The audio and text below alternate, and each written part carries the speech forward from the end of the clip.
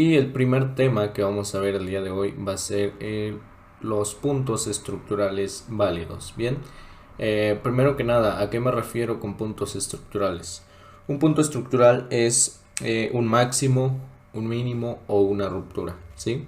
Estos son temas básicos que yo entiendo que probablemente ya conozcas, pero lo que falta por afinar sería definir en qué momento uno de estos puntos estructurales pues es correcto marcarlo y en qué momento no lo es.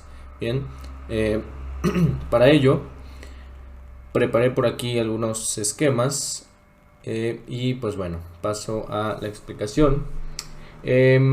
Simplemente hay una diferencia entre un punto estructural válido de otro que no lo es. Por ejemplo, en este caso tenemos por aquí máximo, mínimo y ruptura. Y por acá tenemos máximo, mínimo y ruptura. Ahora, ¿cuál es la principal diferencia entre estos dos esquemas? Básicamente, el movimiento que hay entre el máximo y el mínimo es un movimiento lineal o es un movimiento claro de retroceso. Mientras que por otro lado, en la parte derecha, tenemos una acumulación en este punto, ¿sí? Entonces, cuando el caso sea como en el caso derecho, que tengamos una acumulación, los puntos estructurales son inválidos, es decir, no se pueden tomar en cuenta dentro de nuestra estructura, ¿sí? Porque todas las acumulaciones tienden a ser pues ingeniaciones de liquidez, que es un tema que vamos a ver más adelante. Bien, ahora, aparte de que obviamente debe cumplir la regla de que sea un retroceso, hay algunas otras reglas por cumplir y son aplicadas justamente a ello, al retroceso. ¿Cuáles son? Cada temporalidad, como lo puedes ver acá en este texto que tengo aquí, cada temporalidad debe cumplir cierto mínimo de pips en el retroceso para ser considerado como un retroceso válido, ¿no? Ahora, estas reglas aplican únicamente en los pares de Forex y principalmente en los pares mayores como el australiano dólar, el euro dólar, la libra dólar y los demás pares principales. Entonces, si tú estás operando algún otro mercado como índices o criptos, lamento decirte que no tengo una regla definida en cuanto a medidas, pero la regla esta de que si viene de una acumulación no es válido se sigue manteniendo, ¿ok? Entonces, para la temporalidad diaria tenemos un mínimo de 100 pips, es decir, desde el punto más alto hasta el punto más bajo. Si nosotros lo medimos con esta herramienta que tenemos por acá, debe medir por lo menos 100 pips aquí, ¿ok? Para ser considerado como un retroceso válido. Para la temporalidad de 4 horas, el mínimo es de 40 pips. Para la temporalidad de 15 minutos, el mínimo es de 13 a 15 pips. Y por último, para la temporalidad de 5 minutos tenemos un mínimo de 6 pips. Ahora, va a haber ocasiones donde sea una sola vela, es decir, a veces el mercado hace un retroceso con una sola vela.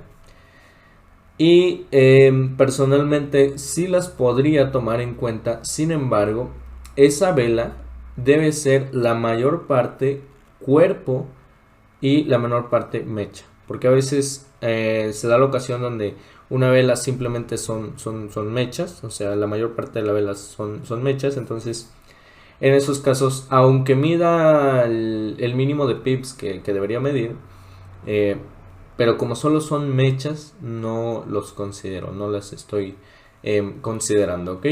Entonces, una vez visto este punto, vamos a pasar a lo que serían los tipos de ruptura que tengo por acá abajo en otro esquema. Aquí vamos a platicar un poco de los tipos de ruptura y también de mínimos y máximos fuertes, ¿ok? Aquí está la representación tradicional de una estructura, donde vemos una transición entre una estructura alcista a una estructura bajista. Hay dos tipos de rupturas, o bueno, las rupturas reciben dos nombres. Uno de ellos es Voss y el otro es Choch. ¿Ok? Cada uno de ellos tiene diferentes significados y se aplican pues de diferente manera. Comenzamos con el Voss, el VOS. ¿Qué es un Voss? Un Voss básicamente es una continuación de una tendencia. Es decir, es el momento en el que una tendencia está siguiendo un solo camino, bien sea alcista o bajista. Ejemplo, tenemos por aquí un primer Voss, después el precio retrocede, vuelve a expandir, retrocede de nuevo y vuelve a romper en la misma dirección que lo había venido haciendo anteriormente, es decir, vuelve a romper de una forma alcista. Entonces simplemente es una continuación. Después, ¿qué tenemos? Tenemos otro Voss por acá, ¿sí? Entonces los Voss son simples continuaciones de una tendencia ya preestablecida. Ahora, esto me lleva al siguiente tipo de ruptura. Si tenemos ya una tendencia preestablecida, obviamente hubo un momento en que esa tendencia inició y justamente ahí es donde entra un Choch. Un Choch es el momento en que el precio rompe la tendencia que ya traía, ¿sí? Es el momento en que se genera un cambio de dirección. A partir del Choch, todas las demás rupturas son Voss, porque como les comentaba son simples continuaciones, ¿ok? Pero un Voss no puede existir si no hay un Choch en el pasado hacia su misma dirección. Por ejemplo, aquí tengo un Voss bajista. Si allá atrás en el pasado no hay un cambio de carácter bajista, este Voss no podría ser válido. ¿Entendido? Bien, entonces ahora, una vez visto esto de los tipos de ruptura, vamos a ver la relación que existe entre los mínimos y máximos fuertes con las rupturas. De inicio vamos a platicar un poco de las tendencias alcistas. En las tendencias alcistas, los mínimos tienden a ser fuertes y los máximos tienden a ser débiles. ¿Por qué? Porque en una tendencia alcista un mínimo se va respetando, es decir, el precio va haciendo mínimos más altos. No rompe el nivel que preestablece en el pasado, ¿sí?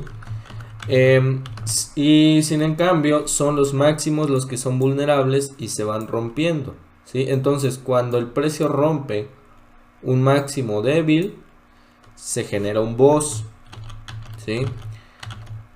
Ahora llega un momento donde el mínimo que era fuerte, que en este caso fue este de por aquí, se rompe. Entonces en la ruptura de un mínimo en la ruptura de un mínimo fuerte se convierte en un cambio de carácter, ¿ok? ¿Por qué? Porque se suponía que este mínimo no tenía que ser pues neutralizado, porque la tendencia era alcista. Pero como ya se neutralizó, entonces eso automáticamente convierte en este máximo en un máximo fuerte. ¿Por qué es un máximo fuerte ahora? Porque tuvo la capacidad de romper el mínimo. Y eso nos lleva a que en una tendencia bajista, todos los máximos sean fuertes y los mínimos tiendan a ser débiles, porque ahora son los mínimos los que están siendo neutralizados, los que están siendo cruzados, y son los máximos los que están siendo respetados, generando un camino bajista. Bien, entonces pues hasta aquí la clase del día de hoy. Es una clase breve, espero que haya quedado entendido y nos vemos en la clase de práctica.